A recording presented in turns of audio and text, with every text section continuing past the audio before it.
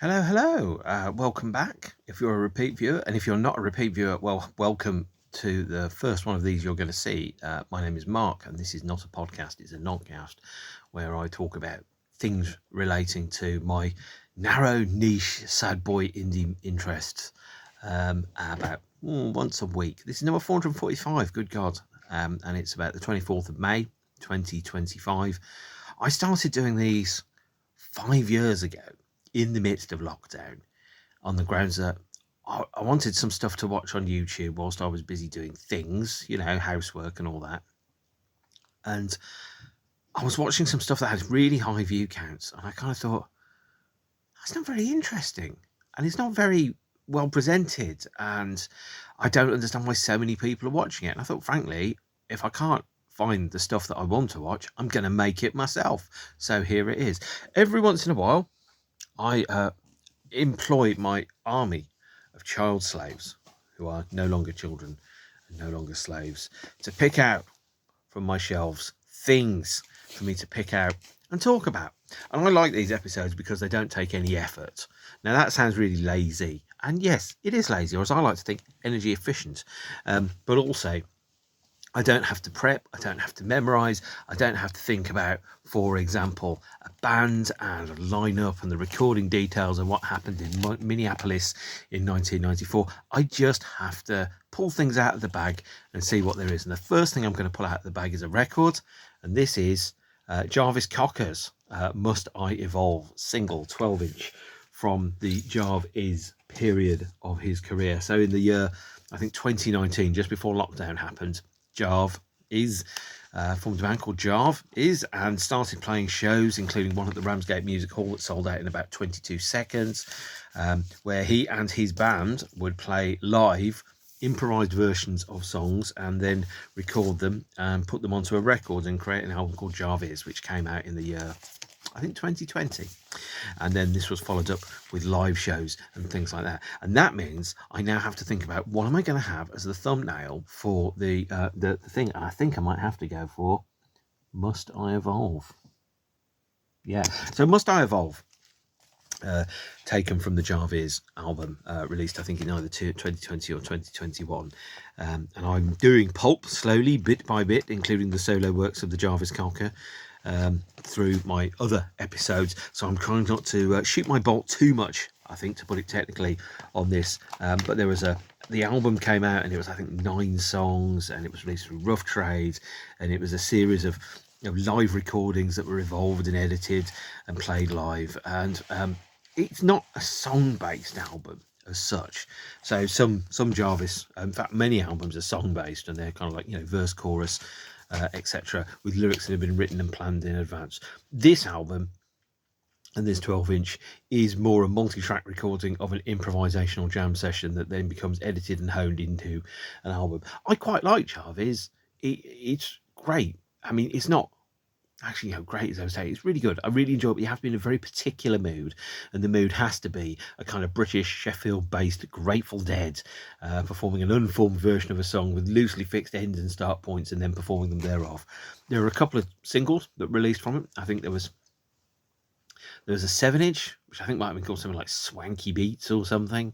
I've got that downstairs. I'll have to listen to that more often. And there are a couple of 12-inches. One is Must I Evolve? Yes, yes, yes, yes. Must I Change? Which is this one. And then No. And then there was also House Music All Night Long. And I can't recall who played on this at all. But it is your standard black vinyl 12-inch single, with remixes of the track on, and this is where I need to take the sleeve out to tell you what is going on the backside of Must I Evolve. No idea whether this is rare or not. Probably not, all things considered. And there you go. So, recorded at the Peak Cavern, Castleton, Derbyshire, on the 7th of April 2018. Overdubs in January 2019. Mixed in April 2019. And remixed by Jason Buckle. Now, I think Jason Buckle was the other person in Jarvis's immediately post-Pulp Man Relaxed Muscle, by the way. And Yeah, there you go. On this, Andrew McKinney on bass. Now, I think Andrew he might play bass with Pulp now that Steve Mackey has sadly died. And Jason is on synth and electronic treatments as well. Is it good? Yeah. Is it great? No. Is it fun? Yes. It sounds like it was a lot of fun to play and a lot of fun to record, and not necessarily. That doesn't always translate, because when you think about things that are fun to play and to record, I also think about, oddly enough, the bloopers reels that became very popular in movies in the 80s at the end of things like the Cannonball Run 2, Smokey and the Bandit 1, 2 and 3, basically any film with Burt Reynolds, that later then turned into bloopers reels on Jackie Chan movies. I think particularly Police Story 1 and 2 and Operation Condor and Armour of God, all of which actually I really, really enjoyed. And Being There, the famed last film by Peter Sellers. And Being There is a very, very good film, one of my favourite films, but the blooper reel should not be on it. So there you go. How have I got to there from Must I Evolve? I don't know. I undoubtedly will talk about this in more detail in about a year's time when I get to talking about the Jarvis album. But for right now, that's what you'll get. And as my mum used to say, you'll get what you're given and you bloody well like it.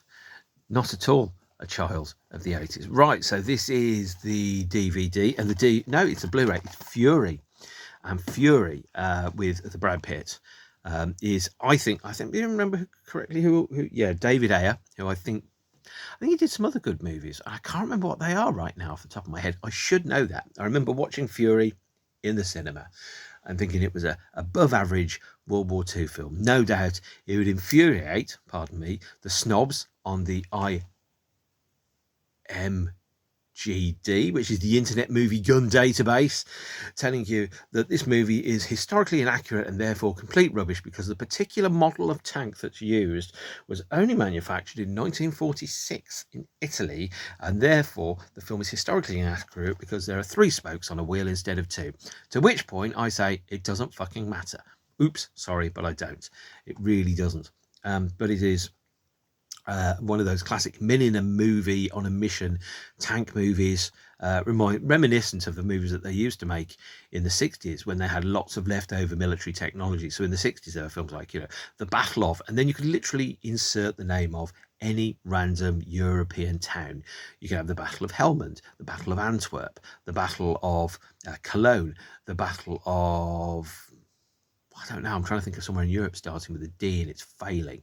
But, you could literally do 26 movies with the name of everywhere, from Antwerp to Zagreb, from Spain to Cambersands, from Auschwitz to Ipswich. Anywhere, although admittedly, having a tank rolling around in Ipswich would be quite a lot of fun, especially if you've been to Ipswich and you're not a fan of it.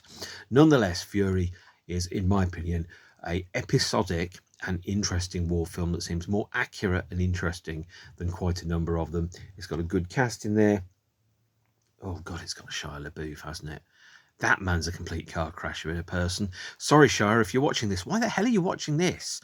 Just don't make art, don't make movies, don't plagiarise other people's publications, don't rip off other people's ideas. Just sit at home with your piles of money and watch Netflix, okay? Because you are taking up valuable space in the cultural epicenter by coming out with your completely ridiculous and unoriginal rip-offs of other people's work. Yes, I'm familiar with the Shia LeBouf plagiarism case, and whilst not an expert on it, remember, amateur, not expert, or enthusiast, not expert, as the James Bonding podcast would have it, it means that effectively, if you're sat there and going, I've got this great idea, actually, talking of great ideas, there was a time when my brother tried to gaslight me, and it didn't work, into making me think that at some point I'd come up with the idea of little small teddy bears called Yowaks, at which point I'm going, I would never think anything so goddamn stupid, and trust me, having seen some of my life decisions, I can make some pretty stupid decisions, but nothing quite as stupid as coming up with the idea of angry teddy bears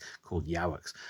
So Shia LeBouf, get your own ideas, and what a shame, because it means that when I watch this film, I now have to think of that guy, and obviously also means that when I watch Indiana Jones and the Kingdom of the Crystal Skull, which, by the way, I have no plans to do that ever again, I also have to live with the knowledge that Shia LaBeouf is in there as Mutt, Indiana Jones's son, who thankfully just gets written out very quickly in the Indiana Jones and the Dial of Destiny, which is well, let's put it this way.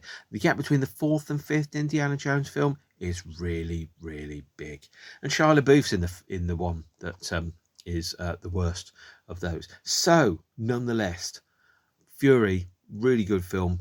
Really found a lot of interesting stuff in there. Yeah, 2 thumbs up if you believe in Ebert and Siskel, who I think were far more influential than ever. And Ebert and Siskel were probably my favourite film critics, apart from film critic Hulk, who used to be on Twitter. And Ebert and Siskel, I think I only disagree with them on one film, and I can't remember what it is now. Okay, this is a book. This is a novelisation. This is something I think you've seen before. It's F. Paul Wilson's The Keep. And as I've said before, any book that comes with a map is suspect.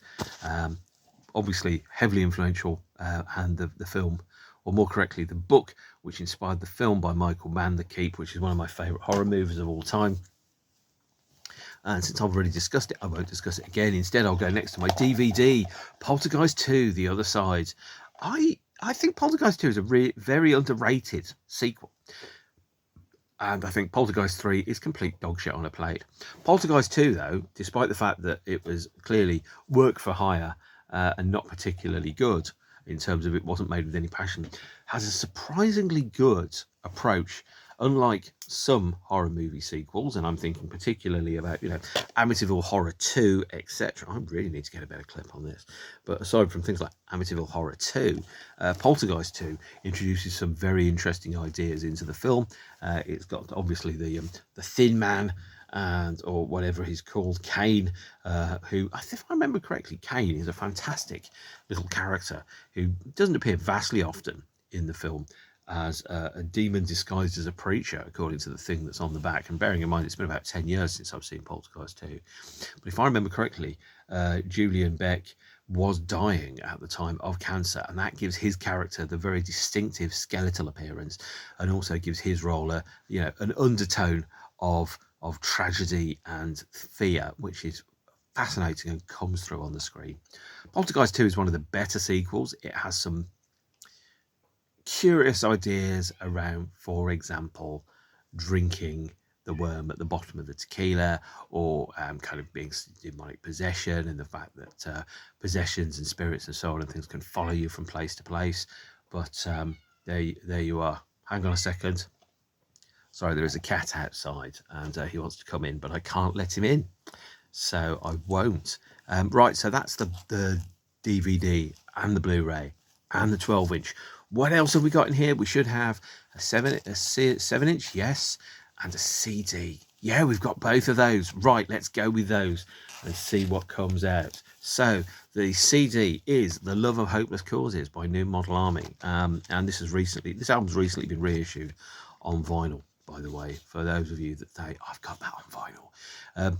It's not by any stretch of the imagination anywhere near my favourite album or my favourite band, but I did inherit a New Model Army collection off my friend who died about, 12 years ago? No, more than that, 14 years ago. Good God. Sorry about that, man. And he was astonishingly tall and very nice, and he liked Jane's Addiction. And I think the last time I saw him was when we saw Jane's Addiction at Camden Palace, also known as Coco. And he died not long after that. And his collection was looked after by my friend Damo and Teresa, and who, oddly enough, I'd known for a long time, but I hadn't seen in person for a very long time until I got to Bristol in 2019 and saw Suede there and had a really lovely little short chat with him. And I'll see him again, hopefully at Public Service Broadcasting when they play again. Nonetheless, The Love of Hopeless Causes is part of a New Model Army collection that I inherited from Colin, who I miss. And for some reason, I didn't go to his funeral because I thought work was more important. And then that job turned out to be absolutely not important at all. And the sacrifices that I made in order to make progression in that job were taken for granted and ignored, because there is no obligation. There's an expectation and a social contract that lives in those things. And I missed his funeral, and I'm sorry, man. I hope you forgive me, and I'll buy you a pint when I see you on the other side. This is assuming, to bastardise Tupac, that heaven has got a pub. I suspect it has. The Love of Hopeless Causes was something like their 6th or 7th album. It was the one that follows up from Purity. This was released in 1993. I saw the band play the Lustre de Montfort Hall in December 1993. My brother got me and us on the guest list, of course, but then there was a knock on the door, because I remember sitting at home with Joe, who I was living with at the time, and it was about 5 o'clock, 5:30, and I'd been looking through the NME, and I was like, oh, New Model Army are playing tonight. And then there was a knock on the door, and I said to Joe, I bet it's Graham. He's come down to see New Model Army, because they played Middlesbrough the night before. I bet he's come down to see them. And I opened the door, and he was there. So, sometimes having the gift of second sights, like Seventh Son of a Seventh Son, is not always a good one. But there you are. So we went to see New Model Army, and that was thoroughly okay, I think. Here Comes the War is a fantastic song on here. Absolute stone dead classic. There's also Believe It, which is quite good, but I don't remember. I think Bad Old World is quite good from what I remember, but I don't remember much about this album because I haven't heard it very much. That said, I have seen New Model Army a few times.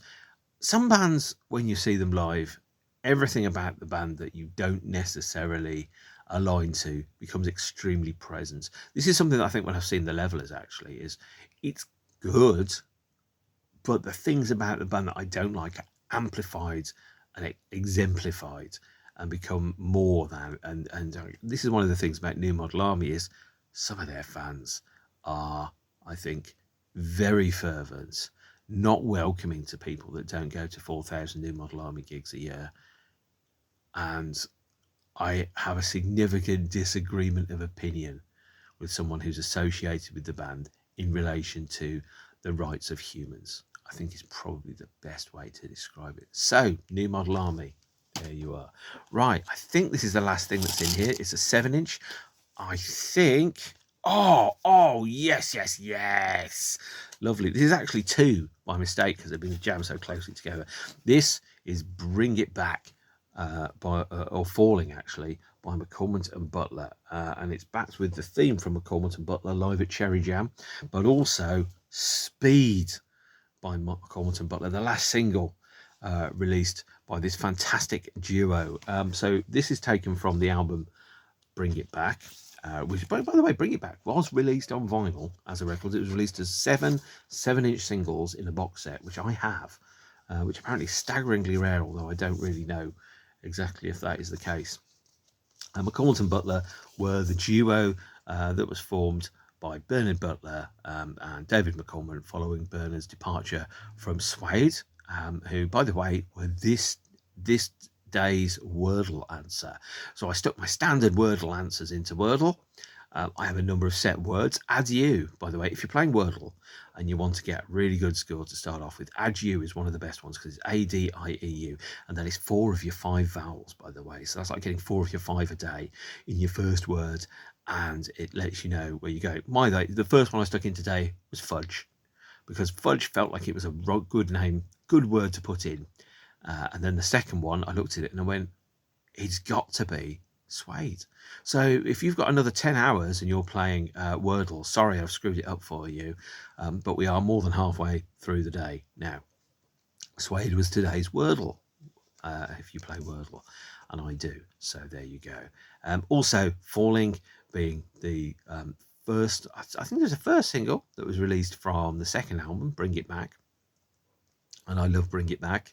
I think McCormick and Butler were a great band, made of very, very talented people. Falling is a fabulous song.